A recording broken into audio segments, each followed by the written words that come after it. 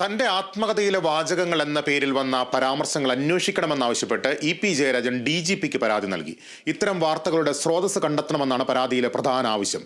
ഉപതെരഞ്ഞെടുപ്പ് വോട്ടെടുപ്പ് ദിവസമുണ്ടായ ആസൂത്രിത ഗൂഢാലോചനയാണ് സംഭവമെന്നും പരാതിയിൽ പറയുന്നു. വിവരങ്ങളുമായി ബിനോയ് ചേരുന്നു. ബിനോയ്, വോട്ടെടുപ്പ് ദിനത്തിൽ വലിയ രീതിയിലുള്ള ചർച്ചകൾക്കിടയാക്കുന്ന രീതിയിൽ ഇത്തരമൊരു പരാമർശങ്ങൾ പുറത്തു വന്നത് അത് കേവലം യാദൃശ്ചികമല്ല എന്നുള്ള കാര്യം ഉറപ്പാണ്. ഗൂഢാലോചന ഉണ്ടെങ്കിൽ അതിന് പിന്നിലുള്ള ശക്തികളെ കണ്ടെത്തേണ്ടതുണ്ട്. എന്തൊക്കെ കാര്യങ്ങളാണ് ഇ.പി. ജയരാജൻ തന്റെ പരാതിയിൽ സംസ്ഥാന സർക്കാരിനോട് അതോടൊപ്പം തന്നെ പോലീസിനോടും ആവശ്യപ്പെടുന്നത്? 3 മണിയോടുകൂടിയാണ് ഇമെയിലായി ഇ.പി. ജയരാജൻ സംസ്ഥാന പോലീസ് തലവനായ DGPക്ക് പരാതി നൽകിയിരിക്കുന്നത്. പരാതിയിൽ പ്രധാനമായും എടുത്തു പറയുന്നത് തന്റെ ആത്മകഥയുടെ പേരിൽ പുറത്ത് പ്രചരിപ്പിച്ചുകൊണ്ടിരിക്കുന്ന ചില വ്യാജരേഖകളും കഥകളുമാണ്. ഇതുമായി തന്റെ ആത്മകഥയ്ക്ക് യാതൊരു വിധത്തിലുള്ള ബന്ധവുമില്ല. മാത്രവുമല്ല, വോട്ടെടുപ്പ് ദിവസം അല്ലെങ്കിൽ ഉപതെരഞ്ഞെടുപ്പ് നടക്കുന്ന ദിവസം തന്നെ ഇത്തരത്തിൽ ചില വ്യാജരേഖകൾ പുറത്തുവിട്ടതിന്റെ പിന്നിൽ ഗൂഢാലോചനയുണ്ട്. ഈ ഗൂഢാലോചന ഉൾപ്പെടെയുള്ള കാര്യങ്ങൾ അന്വേഷിക്കണം എന്നാവശ്യപ്പെട്ടുകൊണ്ടാണ് ഇ.പി. ജയരാജൻ ഇമെയിലായി പരാതി നൽകിയിരിക്കുന്നത്. പരാതി DGPക്ക് ലഭിച്ചതായി നമുക്ക് വിവരം ലഭ്യമായിട്ടുണ്ട്. അത്തരത്തിൽ ഇനി അടുത്തത് അന്വേഷണം ഉൾപ്പെടെയുള്ള കാര്യങ്ങളിലേക്കാണ് നീങ്ങുക. DC ബുക്സിനായിരുന്നു നേരത്തെ ഇതുമായി ബന്ധപ്പെട്ട അല്ലെങ്കിൽ ഇ.പിയുടെ ആത്മകഥ പുറത്ത് കൊണ്ടുവരുന്നതിനുള്ള അല്ലെങ്കിൽ ആ പുസ്തകം പുറത്തിറക്കുന്നതിനുള്ള ചുമതല DC ബുക്സിനായിരുന്നു. അവർ കഴിഞ്ഞ ദിവസം തന്നെ ഇതുമായി ബന്ധപ്പെട്ട പുറംചട്ട പുറത്തേക്ക് വിട്ടിരുന്നു. അതിന് ഒപ്പം തന്നെ ഇതുമായി ബന്ധപ്പെട്ട ഇ.പിയുടെ പേരിലുള്ള ഒരു പുസ്തകമാണ് പുറത്തു വരുന്നതെന്നൊക്കെ പറഞ്ഞിരുന്നു. അതിന് തൊട്ട് പിന്നാലെ പുസ്തകം പുറത്തേക്ക് വരുന്ന തൊട്ട് മുമ്പ് തന്നെയാണ് അതിന്റെ DTP കോപ്പികൾ അല്ലെങ്കിൽ ഏതാനും ഭാഗങ്ങൾ, പ്രധാനപ്പെട്ട പരാമർശങ്ങളുള്ള ഭാഗങ്ങൾ പുറത്തേക്ക് വിട്ടത്. ഇത് വലിയ തരത്തിൽ ഉപതെരഞ്ഞെടുപ്പ് ദിവസം തന്നെ ചർച്ചയ്ക്ക് വഴിവെക്കുകയും ചെയ്തു. മാത്രവുമല്ല, ഇ.പി. നടത്തിയിട്ടുള്ള പരാമർശങ്ങൾ പലതും CPM-നും ഇടതുമുന്നണിക്കും ഈ തെരഞ്ഞെടുപ്പ് വേളയിൽ വലിയ തരത്തിലുള്ള ദോഷം ചെയ്യുന്നതാണെന്ന് എടുത്തു പറയാൻ കഴിയും. കാരണം ഡോക്ടർ പി സരുണിന്റെ പേരിൽ അല്ലെങ്കിൽ പി സരുണിനെതിരെയൊക്കെ അതിനകത്ത് പരാമർശങ്ങൾ നിലനിൽക്കുന്നുണ്ട്. പ്രത്യേകിച്ചും കഴിഞ്ഞ ദിവസം വരെ അല്ലെങ്കിൽ അവസാന ദിവസം വരെ UDF സ്ഥാനാർത്ഥിയാകും എന്ന് പ്രതീക്ഷിച്ചിരുന്ന ആൾ പെട്ടെന്ന് LDF പാളയത്തിലെത്തുകയും പിന്നീട് LDF സ്ഥാനാർത്ഥിയായി മാറുകയും ചെയ്തത് ഒരുപക്ഷെ ഇതൊരു വയ്യാവേലിയായി മാറുമോ എന്നും അതിന് ഉദാഹരണമായി PV അൻവറുമായി ബന്ധപ്പെട്ട കാര്യങ്ങൾ ഉൾപ്പെടെ അദ്ദേഹം പറയുന്നു. PV അൻവറിനെ മത്സരിപ്പിച്ചതും PV അൻവർ 2 പ്രാവശ്യമായി മത്സരിച്ച് ജയിച്ചതിന് ശേഷം പാർട്ടിക്കെതിരെ എടുക്കുന്ന നിലപാടുകൾ ഇതെല്ലാം തന്നെ വലിയ തരത്തിലുള്ള ചർച്ചയാവും. EMS ഉൾപ്പെടെയുള്ള ദേശീയ നേതാക്കന്മാരൊക്കെ ഈ പാളയങ്ങൾ വിട്ട് മറ്റു പാളയത്തിൽ മറുപാളയത്തിലേക്ക് എത്തുന്നവരെ കുറിച്ച് പറയുന്നുണ്ട്.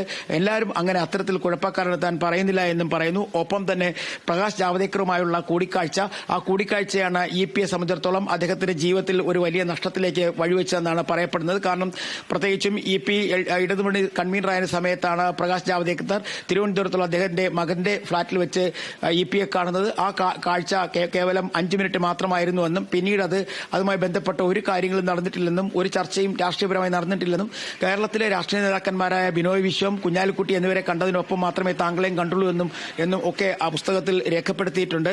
ഒപ്പം സമീപകാലത്തുള്ള വലിയ സംഭവങ്ങൾ, വലിയ ചർച്ചയായ സംഭവങ്ങൾ, തൃശൂരിലെ പൂരം കലക്കലുമായി ബന്ധപ്പെട്ട സംഭവങ്ങൾ, ഒപ്പം നീലേശ്വരത്തുള്ള വെടിക്കെട്ട് അപകടം, അങ്ങനെയുള്ള എല്ലാ കാര്യങ്ങളും പ്രതിപാദിച്ചു വരുന്നത് അവസാനത്തെ ഒരു 150 പേജ് തൊട്ടാണ് ഇത്തരത്തിൽ വലിയ തരത്തിലുള്ള വിവാദങ്ങൾ ഉൾപ്പെടുന്ന ഭാഗങ്ങൾ ഉള്ളത്. ആ ഭാഗങ്ങൾ ഏകദേശം 7 മാസം മുമ്പാണ് പുസ്തകം പ്രസാധനത്തിനായിട്ട് അല്ലെങ്കിൽ പുസ്തകത്തിന്റെ അച്ചടിക്കായിട്ട് DCയെ സമീപിച്ചത്. അതുമായി ബന്ധപ്പെട്ട ചടങ്ങുകൾ അല്ലെങ്കിൽ അതുമായി ബന്ധപ്പെട്ട പ്രവർത്തനങ്ങൾ പൂർത്തിയാകുന്ന വേളയിലാണ് ഇന്ന് രാവിലെ ഇത്തരത്തിൽ DTP പോലുള്ള അല്ലെങ്കിൽ പ്രിന്റ് ചെയ്യാത്ത കുറെ ഭാഗങ്ങൾ പുറത്തേക്ക് വരുന്നതും അത് പിന്നീട് വലിയ ചർച്ചയായി മാറുകയും ചെയ്തത്. നിലവിലെ സാഹചര്യത്തിൽ ഇ.പിക്ക് ഒരു വലിയ പ്രതിരോധ വലയം തന്നെ CPM നേതാക്കൾ തീർത്തിരിക്കുന്നു എന്ന് തന്നെ പറയാൻ കഴിയും. കാരണം MP ഗോവിന്ദ മാസ്റ്ററും ഒപ്പം ഇടതുമുന്നണി കൺവീനറായ TP രാമകൃഷ്ണനും എല്ലാം തന്നെ വലിയ തരത്തിൽ പ്രതിരോധങ്ങൾ തീർത്ത് സംസാരിക്കുന്നത് നമുക്ക് കാണാൻ കഴിഞ്ഞു. ഒരർത്ഥത്തിൽ ഇത് വലിയൊരു ഗൂഢാലോചനയാണ് തന്നെ ഗോവിന്ദ മാസ്റ്റർ പറയുന്നു. അതേ വാക്ക് തന്നെ ആണ് TP രാമകൃഷ്ണനും പറയുന്നത്. ഒരിക്കൽ പോലും പാർട്ടിയിൽ നിന്നും അകലുന്ന ആളല്ല, പാർട്ടിക്ക് വേണ്ടി മാത്രം ജീവിക്കുന്ന പാർട്ടിക്കാരനാണ് ഇ.പി. ജയരാജൻ എന്നൊക്കെ പറയുമ്പോഴും പിന്നീടുള്ള വലിയ ചർച്ചകളെ കുറിച്ചൊന്നും തന്നെ കാര്യമായി വലിയ ചർച്ചകളിലേക്ക് ഉച്ചവരെ നിൽക്കുകയും ഇപ്പോഴും ഇതുമായി ബന്ധപ്പെട്ട മാധ്യമങ്ങളിലെല്ലാം ഒക്കെ തന്നെ EP-യുടെ ഈ ആത്മകഥയിലെ പരാമർശങ്ങൾ വരുന്നുണ്ട്. അതിനിടയിലാണ് ഇതിൽ ഗൂഢാലോചനയുണ്ട് എന്ന് കാണിച്ചുകൊണ്ട് EP തന്നെ നേരിട്ട് DGPക്ക് പരാതി നൽകിയിരിക്കുന്നത്. ഇതുമായി ബന്ധപ്പെട്ട കേസ് ആരന്വേഷിക്കുമെന്നോ പരാതിയിൽ എന്തൊക്കെയാണ് കൂടുതലുള്ള വിവരങ്ങളെന്നോ ഒന്നും തന്നെ പറയാൻ ഇടയില്ല. എന്തായാലും DC ബുക്സിനെ സംബന്ധിച്ചിടത്തോളം അവർക്ക് ഇതിന്റെ സത്യാവസ്ഥ പുറത്തുവിടേണ്ട ഒരു സാഹചര്യമുണ്ട്. അതുകൊണ്ട് തന്നെ അവരും ഇതിന് പിന്നിൽ വലിയ പ്രവർത്തനം തന്നെ നടത്തും. ഇത്തരത്തിൽ ഒരു വീഴ്ച DC ബുക്സിന്റെ ഭാഗത്തുണ്ടായോ ഇല്ലയോ എന്നുള്ള കാര്യങ്ങളൊക്കെ ഒരു അന്വേഷണത്തിൽ നിന്ന് മാത്രമേ പുറത്തു വരികയുള്ളൂ. എന്തായാലും ഉപതെരഞ്ഞെടുപ്പ് ദിവസമായ ഇന്ന് വലിയ തരത്തിലെ ചർച്ചയ്ക്കാണ് ഈ ആത്മഹത്യയിലെ പരാമർശങ്ങൾ തുറന്നുവിട്ട് അല്ലെങ്കിൽ വഴിവെച്ചിരിക്കുന്നത്. ഒപ്പം പാലക്കാട് ഇനി 20-ാം തീയതിയാണ് തെരഞ്ഞെടുപ്പ്. ഈ ഡോക്ടർ P. സരിനെതിരെ ഉയർന്നു വന്നിട്ടിരിക്കുന്ന പരാമർശങ്ങൾ അത് പാലക്കാട് രാഷ്ട്രീയ പാർട്ടികൾ വലിയ തരത്തിലെ ചർച്ചയാക്കും എന്നുള്ളത് ഉറപ്പാണ്. പ്രത്യേകിച്ചും ഈ വയ്യാവേലി പ്രയോഗങ്ങളൊക്കെ ഇനി ഒരുപക്ഷെ പാലക്കാടും കേൾക്കാൻ കഴിയും.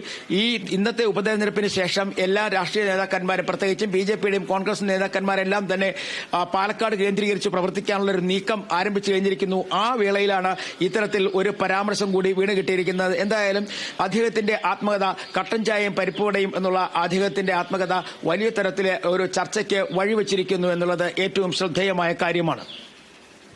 ബിനോയ്, എന്തായാലും DGPക്ക് പരാതി കൊടുത്ത സ്ഥിതിക്ക് അന്വേഷണം സ്വാഭാവികമായിട്ടും നടത്തേണ്ടി വരും.